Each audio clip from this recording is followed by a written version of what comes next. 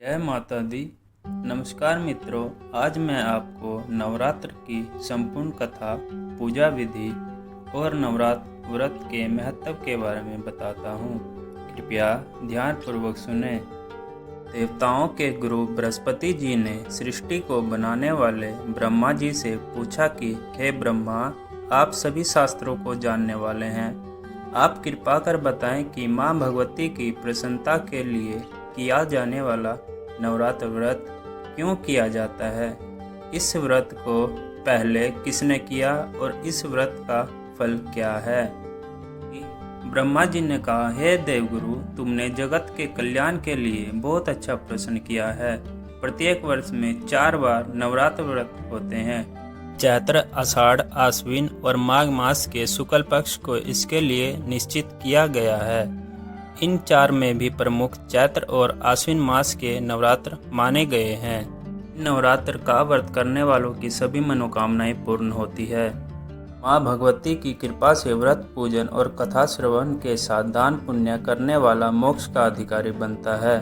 नवरात्र व्रत करने वाला धन, विद्या, पुत्रादि प्राप्त करता है। इस व्रत को करने से रोगी मनुष्य का रोग दूर हो जाता है। समस्त पापों को दूर करने वाले इस व्रत के करने से ऐसा कौन सा मनोरथ है जो सिद्ध नहीं हो सकता। इस व्रत को ना करने वाला मनुष्य उत्तम धन से रहित होकर पृथ्वी पर सम्मान नहीं पाता है। यदि इस व्रत को करने वाला मनुष्य सारे दिन का उपवास ना कर सके तो एक समय भोजन कर ले और उस दिन बांधवों के साथ नवरात्र व्रत की कथा का श्रवण करे। हे बृहस्पति, जिसने पहले इस महाव्रत को किया उसका पवित्र इतिहास मैं तुम्हें सुनाता हूँ। इस प्रकार ब्रह्मा जी का वचन सुनकर बृहस्पति जी बोले, कल्याण करने वाले इस व्रत को मैं सावधान होकर सुन रहा हूँ, कृपया सविस्तार कहें। ब्रह्मा जी बोले, पीठत नामक मनोहर नगर में एक सुनाथ नाम का ब्राह्मण रहता था। वह भगवती दुर्गा का भक्त था। उसके परिवार में संपूर्ण सद्गुणों से युक्त ब्रह्मा की उत्तम रचना रूप यथार्थ नाम वाली सुमति नाम की एक अत्यंत सुंदर पुत्री पैदा हुई। वह कन्या सुमति अपने पिता के घर शुक्ल पक्ष की चंद्रकला जैसी बढ़ने लगी। उसका पिता प्रतिदिन दुर्गा जी की पूजा और होम करता। कन्या भी नियम से उपस्थित होती। एक दिन सुमति अपनी सखियों के साथ खेल में लग गई। भूल से भगवती के पूजन में देर से उपस्थित हुई। ब्राह्मण ने मान लिया कि बेटी की पूजा में रुचि नहीं है, वह अपना बनाव श्रृंगार ही जरूरी समझती है। उसने क्रोध में आकर कहा, मैं इसका विवाह अब ऐसी जगह करवा दूंगा जहां इसका रूप रंग व्यर्थ हो जाए। यह सोच ब्राह्मण ने कहा, बेटी तू मेरा कहा नहीं सुनती है, तेरा बहुत बुरा होगा। बेटी ने बड़ी विनम्रता से कहा, पिताजी, माँ मेरी रक्षक है, भाग्य का लिखा नहीं मिटता। पिता को पुत्री की ऐसी असावधानी देख क्रोध आया और पुत्री से कहने लगा, हे पुत्री, तूने भगवती का पूजन नहीं किया, अब मैं कुष्ठी और दरिद्री के साथ तेरा विवाह करवा दूंगा। इस प्रकार कुपित पिता का वचन सुनकर सुमति को बड़ा दुख हुआ। दुखी पुत्री बोली, हे पिताजी, मैं आपकी कन्या हूँ, मैं सब तरफ से आपके अधीन हूँ। आप अपनी इच्छा से मेरा विवाह करवा सकते हैं, होगा वही जो मेरे भाग्य में लिखा होगा। मेरा तो इस पर पूर्ण विश्वास है। मनुष्य जाने कितने मनोरथों का चिंतन करता है, पर होता वही है जो भाग्य में विधाता ने लिखा है। अपनी कन्या के ऐसे निर्भयता से कहे हुए वचन सुनकर ब्राह्मण और अधिक क्रोध में आया। उसने अपनी कन्या का एक कुष्ठी के साथ विवाह कर ही दिया और बोला, देखे भाग्य के भरोसे रहकर क्या करोगी। इस प्रकार पिता के कठोर व्यवहार को देख सुमति विचार करने लगी कि मुझे कुष्ठीपति मिल गया, चलो कहीं और चले। सुमति अब अपने पति के साथ वन में चली गई। भय देने वाले वन में सुमति और उसके पति ने बड़े कष्ट में रात बिताई। सारी रात वह दंपति भगवती का ध्यान करते रहे। माँ बड़ी दयालु है। सुमति का दुख देख द्रवित हो गई। गरीब बालिका की ऐसी दशा देखकर भगवती प्रकट हो गई। वे सुमति से कहने लगी, ब्राह्मणी, मैं तुम पर प्रसन्न हूँ, तुम जो चाहो सो वरदान मांग सकती हो। मैं प्रसन्न होने पर मनवांछित फल देने वाली हूँ। इस प्रकार भगवती दुर्गा का वचन सुनकर सुमति कहने लगी, आप कौन है जो मुझ पर प्रसन्न हुई। यह सब मेरे लिए कहो और अपनी कृपा दृष्टि से मुझ दीन दासी को कृतार्थ करो। सुमति का वचन सुनकर देवी कहने लगी, मैं आदि शक्ति हूँ और मैं ही ब्रह्म विद्या और सरस्वती हूँ। मैं प्रसन्न होने पर प्राणियों का दुख दूर कर उनको सुख प्रदान करती हूँ। सुमति माँ के चरणों में गिर गई। उसने हाथ जोड़कर पूछा, हे माँ, किन कारणों से मेरी यह दुर्गति हुई? इस जन्म में तो मैंने कोई पाप नहीं किया। आप कृपया मेरा पूर्व जन्म बताएं। भगवती ने कहा, मैं तुम्हें पूर्व जन्म का वृत्तांत सुनाती हूँ। तू पूर्व जन्म में निषाद भील की स्त्री थी और पतिव्रता थी। एक दिन तेरे पति निषाद ने चोरी की। चोरी करने के कारण तुम दोनों को सिपाहियों ने पकड़ लिया और कैद कर दिया।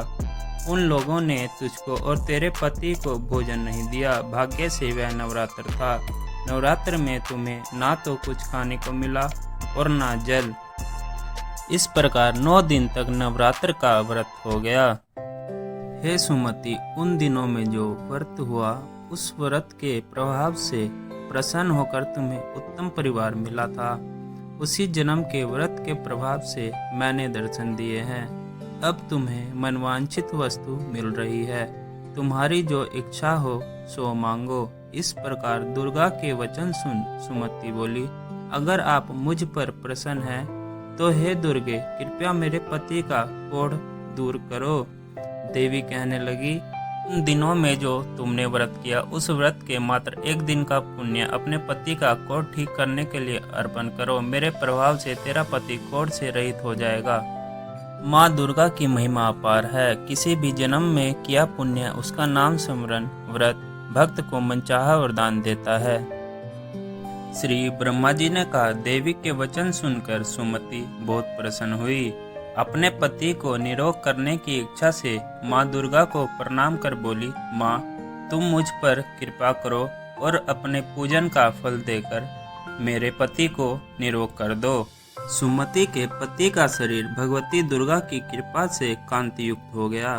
पति की मनोहर देह को देख सुमति माँ दुर्गा की स्तुति करने लगी। उसने कहा, हे दुर्गे, आप दुर्गति को दूर करने वाली, तीनों जगत का संताप हरने वाली, समस्त दुखों को दूर करने वाली, रोगी मनुष्य को निरोग करने वाली, प्रसन्न होने पर मनवांछित वस्तु देने वाली और दुष्ट मनुष्यों का नाश करने वाली हो। सारे जगत की तुम ही माता और तुम ही पिता हो। हे अम्बे, मेरे छोटे से अपराध पर मेरे पिता ने एक कुष्टी के साथ मेरा विवाह किया था। आपने मेरा उद्धार किया है। हे देवी, मैं आपको प्रणाम करती हूँ। आपने मुझ दिन की रक्षा की। इस प्रकार वंदना कर सुमति माँ के चरणों में गिर पड़ी। ब्रह्मा जी बोले, बृहस्पति, सुमति ने मन से देवी की स्तुति की थी। देवी बहुत संतुष्ट हुई। वह ब्राह्मणी से बोली, हे ब्राह्मणी, तेरे उद्दालक नाम का अति बुद्धिमान, धनवान, कीर्तिवान और जितेंद्रिय पुत्र होगा। ऐसे कहकर देवी उस ब्राह्मणी से फिर कहने लगी, हे ब्राह्मणी, और भी कुछ तेरी इच्छा हो तो मांग सकती हो। भगवती दुर्गा के वचन सुनकर सुमति बोली, हे दुर्गे, अगर आप मुझ पर प्रसन्न हैं तो कृपा कर मुझे नवरात्र व्रत विधि बतलाइए। हे दयावती, जिस विधि से नवरात्र व्रत करने से आप प्रसन्न होती है उस विधि को और उसके फल का विस्तार से वर्णन करें। ब्राह्मणी के वचन सुनकर दुर्गा कहने लगी, हे ब्राह्मणी, मैं तुम्हारे लिए संपूर्ण पापों को दूर करने वाली नवरात्र विधि को बताती हूँ, जिससे मनुष्य पापों से छूट मोक्ष की प्राप्ति करता है। आश्विन मास के शुक्ल पक्ष की प्रतिपदा से लेकर 9 दिन तक विधि पूर्वक व्रत करे। यदि दिन भर व्रत ना कर सके तो एक समय भोजन करे। योग्य ब्राह्मण से पूछकर घट स्थापना करे। वाटिका बनाकर उसको प्रतिदिन जल से सिंचे। महाकाली, महालक्ष्मी और महासरस्वती इनकी मूर्तियां बनाकर नित्य विधि सहित पूजा करे। विधि पूर्वक अर्घ्य दे। बिजोरा के फूल से अर्घ्य देने से रूप की प्राप्ति होती है और जायफल से कीर्ति और दाख से कार्य की सिद्धि होती है। आंवले से सुख और केले से आभूषण की प्राप्ति होती है। इस प्रकार फलों से अर्घ्य देकर यथाविधि हवन करे। खांड, घी, गेहूं, शहद, जौ, तिल, बिलपत्र, नारियल, दाख और कदम से हवन करें। गेहूं से होम करने से लक्ष्मी की प्राप्ति होती है। खीर से परिवार वृद्धि, चंपा के पुष्पों से धन और सुख की प्राप्ति होती है। आंवले से ही कीर्ति और केले से पुत्र प्राप्ति होती है। कमल से राज सम्मान और दाखों से सुख और संपत्ति की प्राप्ति होती है। खांड, घी, नारियल, शहद, जौ और तिल इनसे तथा फलों से होम करने से मनवांछित वस्तु की प्राप्ति होती है। व्रत करने वाला मनुष्य इस विधान से होम कर आचार्य को अत्यंत नम्रता के साथ प्रणाम करे और यज्ञ की सिद्धि के लिए उसे दक्षिणा दे। इस महाव्रत को पहले बताई हुई विधि के अनुसार जो कोई करता है उसके सब मनोरथ सिद्ध हो जाते हैं। इसमें तनिक भी संशय नहीं है। इन 9 दिनों में जो कुछ दान किया जाता है उसका करोड़ों गुना फल मिलता है। नवरात्र के व्रत करने से अश्वमेध यज्ञ का फल मिलता है। नवरात्र में भगवती के पूजन हवन की यह विधि जान ब्राह्मणी प्रसन्न हो गई। हे देवगुरु बृहस्पति, संपूर्ण कामनाओं को पूर्ण करने वाले इस उत्तम व्रत को तीर्थ, देवी मंदिर अथवा सुविधा हो तो घर में ही विधि के अनुसार करे। कवच, तिलक, अर्गला स्तोत्र का पाठ, हवन, पुराण पाठ के साथ भगवती का पूजन करना चाहिए। नवरात्र व्रत की विधि और फल बताकर देवी अंतर्धान हो गई। जो पुरुष या स्त्री इस व्रत को भक्ति पूर्वक करता है वह इस लोक में सुख पाकर अंत में मोक्ष को प्राप्त होता है। जय माता दी। भगवान आपकी सारी मनोकामना पूर्ण करे। धन्यवाद। इसी तरह के वीडियोस देखने के लिए चैनल को सब्सक्राइब जरूर करें। वीडियोस को लाइक शेयर करें और कमेंट में जय माता दी अवश्य लिखें।